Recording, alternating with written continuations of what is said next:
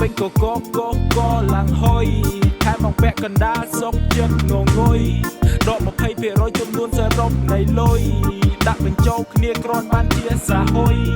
សៅរ៍អាទិត្យអត់មានធ្វើការងារដើរលេងលើឆ្នេរសាគរកម្ពុជាស្រូបយកក្លិនស្រស់ស្រាយពីធម្មជាតិថែមទាំងរុក្ខាខ្យល់មកតាមសំពាយរាល់ថ្ងៃនេះខ្ញុំគិតអី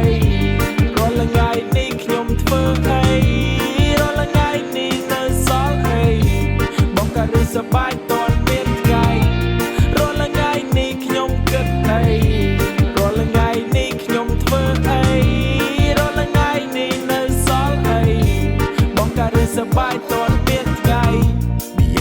តិចកំពុងតែទួចាំយើងមកបើលើនេះខ្ញុំនាំគ្នាមកអានយើងហើយតោះដើមមកដើមមកវាបើងបាសជើងសម្រាប់ពីការងារតោះសបាយកុំខ្វល់ច្រើន